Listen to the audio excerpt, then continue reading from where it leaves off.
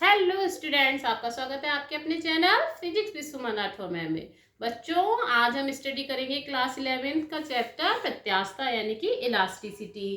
ठीक, तो इसमें कुछ टॉपिक्स स्टडी कर चुके थे। आज हम स्टडी करने जा रहे हैं आयतनात्मक प्रत्यास्थता गुणांक, वर्क मॉडुलस ऑफ इलास्टिसिटी। तो आपको हुक का नियम याद ही होगा कि प्रतिबल जो है विकृति के अनुक्रमानुपाती होता है प्रत्यास्थता की सीमा के अंतर्गत। यानी जो प्रतिबल और विकृति का अनुपात होता है उसको हम क्या कहते हैं? प्रत्यास्थता गुणांक। तो ये तीन तरह का होता है, यंग प्रत्यास्थता गुणांक, दृढ़ता गुणांक और आयतनात्मक प्रत्यास्थता गुणांक। तो इससे पहले की वीडियोस में हम यंग प्रत्यास्थता गुणांक और दृढ़ता गुणांक पढ़ चुके हैं। आज हम जो है आयतनात्मक प्रत्यास्थता गुणांक को समझेंगे क्या होता है। ठीक है, तो प्रत्यास्थता की सीमा के अंतर्गत जो भी डेफिनेशंस हैं या जो भी इसमें रूल्स फॉलो होते हैं सारे प्रत्यास्थता की सीमा के अंतर्गत ही होते हैं कि जो है उस सीमा तक जहां तक वस्तु में प्रत्यास्थता का गुण बना रहता है ना। तो क्या लिखेंगे हम? प्रत्यास्थता की सीमा के अंतर्गत, प्रत्यास्थता की सीमा के अंतर्गत अभिलंब प्रतिबल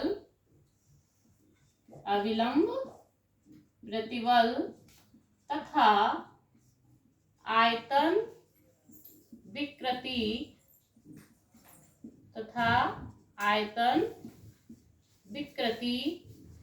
के अनुपात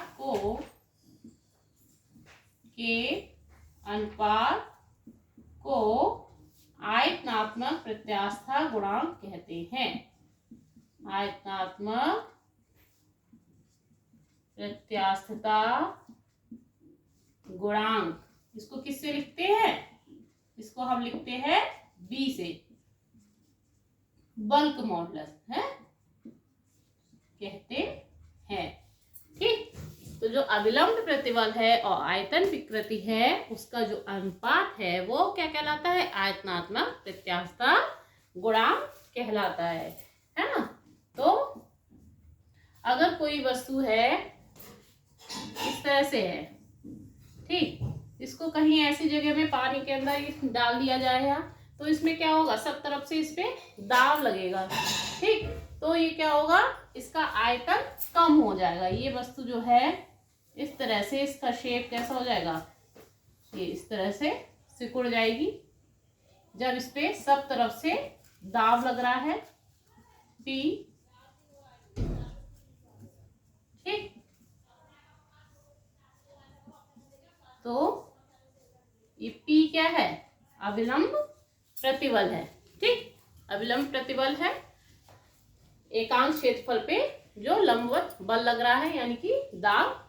ठीक, तो ये जब इस पे लग रहा है वस्तु पे तो वस्तु का आयतन जो है कितना रह गया? पहले अगर इसका आयतन जो है V था, प्रारंभिक आयतन अगर इसका V था तो ये बीच पे जो ये आयतन है, ये जो हिस्सा है आयतन में कमी, ठीक, ये कितना है? Delta V। अगर आयतन में कमी डेल्टा V हो गई दाब लगने से तो इसकी जो आयतन विकृति है वो कितनी होगी? आयतन में परिवर्तन बटे प्रारंभिक आयतन। ठीक, तो और इस पे जो अविलंब प्रतिबल लग रहा है वो कितना है? दाब है ना। अविलंब प्रतिबल किसके बराबर है? दाब के। इसको हम T से लिख रहे हैं। ठीक, पर यूनिट एरिया पे जो बल लग रहा है लंबवत है। और इसकी आयतन विकृति कितनी हो रही है? इसमें आयतन विकृति कितनी हो रही है? आयतन में परिवर्तन बटे प्रारंभिक आयतन। अब आयतन यहाँ पे कम हो रहा है इसलिए हम माइनस साइन ले लेंगे। आयतन में कमी हो रही है, अगर आयतन में कमी हो रही है तो इसको हम किस में लेंगे? माइनस डेल्टा V बटे V, यानी कि आयतन में परिवर्तन बटे प्रारंभिक आयतन, ये आयतन विकृति हो गई। तो आयतात्मक प्रत्यास्थता गुणांक क्या हो जाएगा? दिख रहा है? आयतनात्मक प्रत्यास्थता गुणांक, प्रत्यास्थता गुणांक।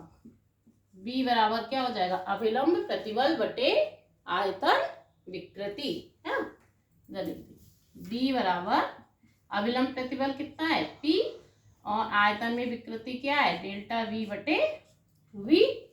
तो ये क्या हो जाएगा माइनस पी इंटू वी बटे डेल्टा वी। ठीक, तो इसका फॉर्मूला आपका ये आ जाएगा निकल के। ठीक है, क्या आ जाएगा, ऊपर का इरेज करते हैं तो ये कितना हो जाएगा आपका v बराबर माइनस पी इंटू वी बटे डेल्टा वी। आयतन विकृति समझ में आए। आयतन विकृति में क्या होता है, वस्तु का आकार चेंज नहीं होता है, उसके आयतन में परिवर्तन होता है, तब कौन सी विकृति होती है, आयतन विकृति होती है ना। तो आयतनात्मक प्रत्यास्थता गुणांक b कितना आया निकल के, p इंटू वी बटे डेल्टा वी। p क्या है, अविलंब प्रतिबल जो लग रहा था उस पे दाब वो है। v क्या है, वस्तु का प्रारंभिक आयतन। डेल्टा वी क्या है, वस्तु के आयतन में जो कमी आ रही है, इसलिए इसको माइनस में आया है तो डेल्टा बी हो गया।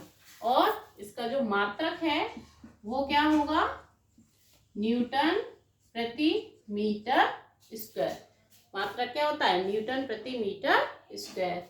इसका जो विमीय सूत्र होता है वो सारे प्रत्यास्थता गुणांक का एक ही होता है, मात्रक भी और विमीय सूत्र भी। क्या, तो याद हो गया होगा ml-1 t-2।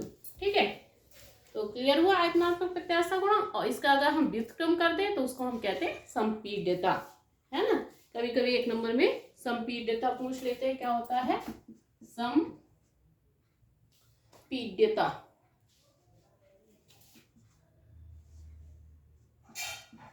क्या होता है संपीड्यता, आयतनात्मक प्रत्यास्थता गुणांक का व्युत्क्रम 1/v।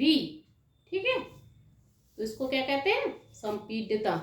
तो इसका फॉर्मूला क्या हो जाएगा, इसका उल्टा माइनस डेल्टा वी बटे पी इंटू वी, और मात्रा क्या हो जाएगा मीटर स्क्वायर प्रति न्यूटन, इसका उल्टा व्युत्क्रम हो जाएगा।